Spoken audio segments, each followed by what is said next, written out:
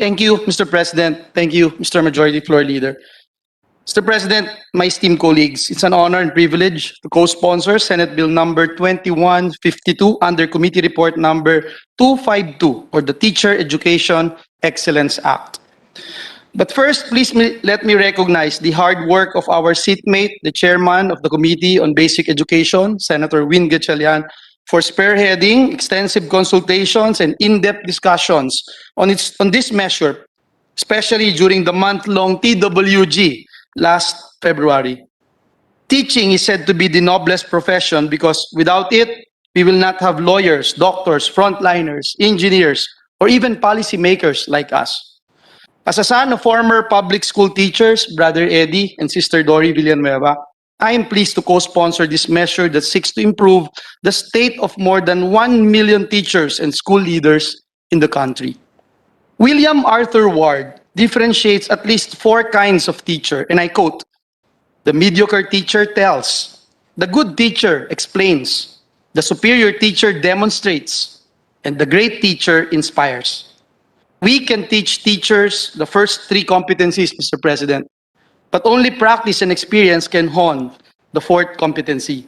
We agree that personal factors like motivation and education can determine whether a teacher would become mediocre, good, superior, or inspiring. But we submit that education policies and institutions significantly affect these factors. Our institutions must enact responsive and coherent teacher education policies if we want great and inspiring teachers. Unfortunately, our institutions continue to work in silos. Our policies are fragmented and disjointed, and our efforts are uncoordinated, even conflicting, as earlier stated by our chair, Senator Gatchalian. Our 3 education agencies crafted their strategies for learning continuity amid the pandemic separately and specific to their traditional programs. The use of different terminologies for learning methodologies and the differences in the approaches taken by the DepEd, the CHED, and the TESDA resulted in confusion among millions of learners in the country, as well as to their parents and teachers. The educational needs arising from COVID-19 pandemic shed more light on our dismal pre-pandemic educational situation and give form and shape to the bill we are proposing. It is a grave necessity to strengthen the Teacher Education Council. Mr. President, my esteemed colleagues, in addition to what our chair, Senator Gatchalian, has already presented, I beseech your indulgence to let me highlight 3 reasons more why we believe this bill can make all the difference in attaining better post-corona schools and in improving teachers and school leaders' effectiveness. First, strengthening the Teacher Education Council will help synchronize standards in teacher education and development. Let me show you a diagram here, Mr. President. This diagram of the professional journey of a Filipino teacher. It consists of at least 3 major phases: pre-service training, licensure examination for teachers or LET, and in-service training. Common sense dictates, Mr. President, that these 3 stages should follow a coherent standard, but they do not. There are misalignments in teacher pre-service training and what our schools and students need. The CHED promulgates policies, standards, and guidelines to which teacher education institutions in the country must strictly adhere. The DepEd enforces compliance with the Philippine Professional Standards for Teachers or PPST. The Board of Professional Teachers in the PRC has a separate table of specifications for the licensure examinations for teachers. And during that hearing, if I recall, Mr. President, during our hearings, we discovered that the TOS does not reflect CHED and DepEd standards. A study, Mr. President, of the Research Center for Teacher Quality, a joint undertaking of the Philippine Normal University and the University of New England, Australia, shows that the teacher education curriculum fully covers only 10 out of the 37 competencies expected of teachers. Retraining of teachers, which is a very costly undertaking for the DepEd and the government, is necessary. For example, the in-service training program called Linking Standards and Quality Practices, or LISCOOP, that DepEd and PNU jointly implement for training 2,820 teachers and school leaders cost the government around 400 million pesos, which is just a reasonable amount, Mr. President, considering that the program will last for 2 years. However, the first batch of cohort represents only 0.353% of the total 800,000 teaching personnel of DepEd. Imagine, Mr. President, the cost of retraining all DepEd teachers only to link standards with practice. Consider the resources we can save if our colleges of education that already benefit from the free tuition law could satisfy the requirements of DepEd for entry-level teachers. Under Senate Bill number 2152, the new TEC will serve as a venue, mechanism, and keeper of synchrony and standards for teacher education and development. The CHED, the PRC, DepEd, and the TESDA will have to agree on a coherent professional standards for teachers. The new TEC will ensure that the colleges of education will produce teachers duly screened and accredited by the PRC as our public schools need. Our second point, Mr. President, my esteemed colleagues, strengthening the TEC can help improve learning outcomes. The creation of Teacher Education Council, RA 7784, together with CHED, RA 7722, the TESDA, RA 7796, the Teachers Professionalization Law, RA 7836 in 1994, and much later on, the Governance of Basic Education Act, RA 9155 in 2001, were policy recommendations of the Education Commission of 1991, a legacy of former Senator, our mentor, Senator Edgardo Angara, father of our colleague, Senator Sani Angara, who is equally eloquent as his father, especially when it comes to matters affecting our education system.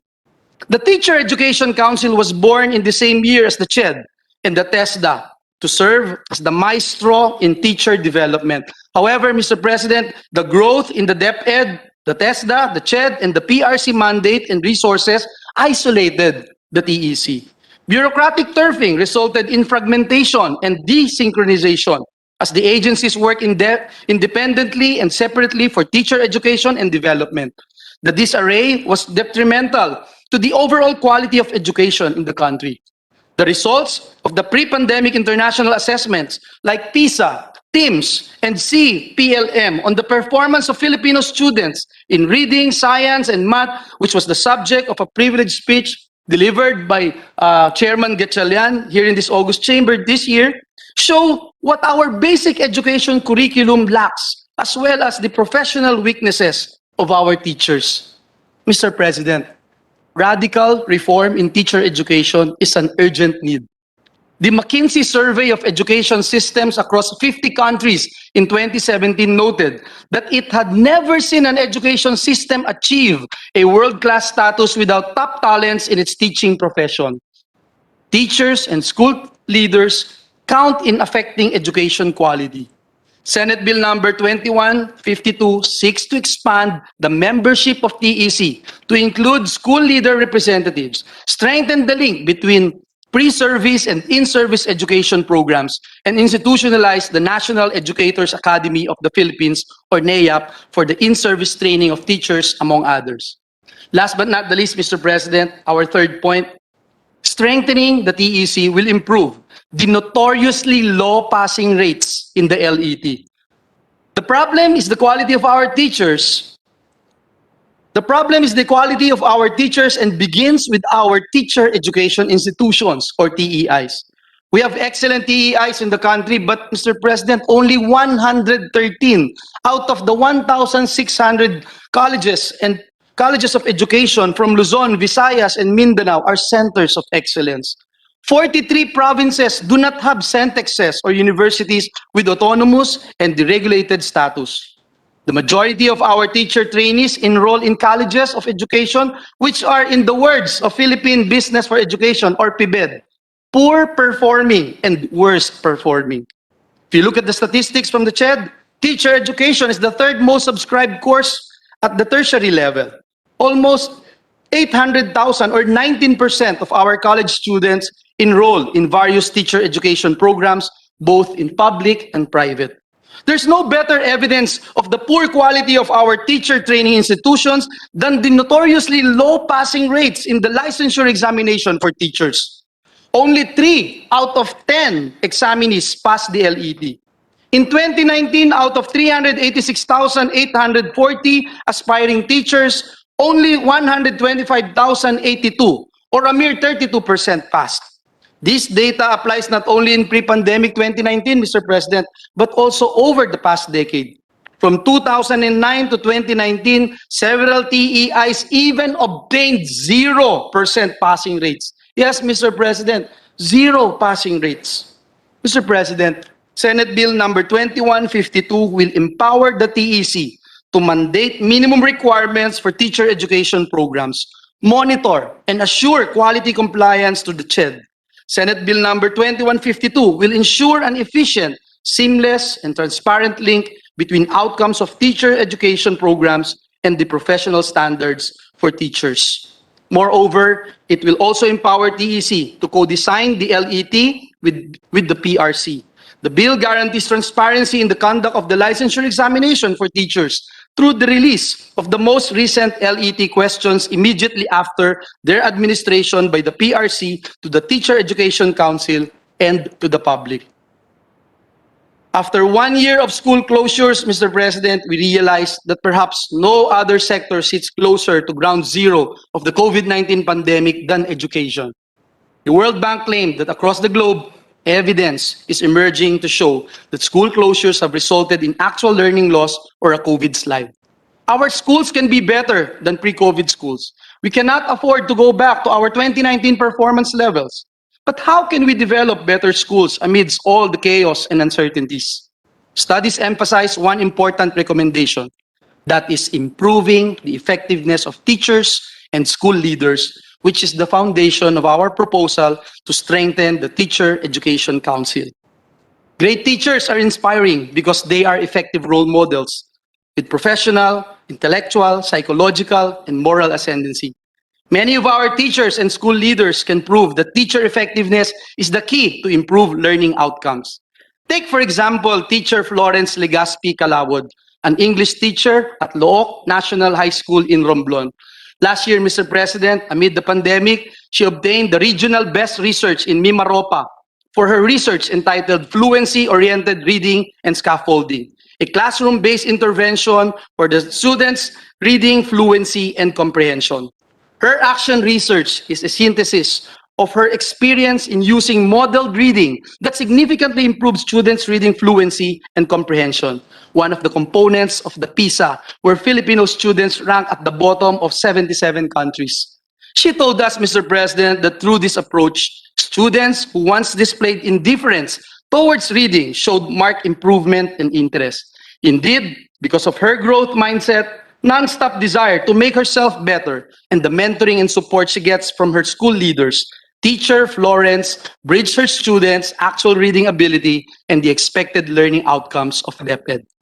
Mr. President, distinguished colleagues, this is the vision of Senate Bill number 2152, to produce effective teachers like Teacher Florence who help students fall in love with learning and attain quality learning outcomes. A relevant and empowered Teacher Education Council can make this vision a reality. Again, mabuhay ang gurong Pilipino. Salamat po at pagpalain tayong lahat ng ating Panginoong Diyos.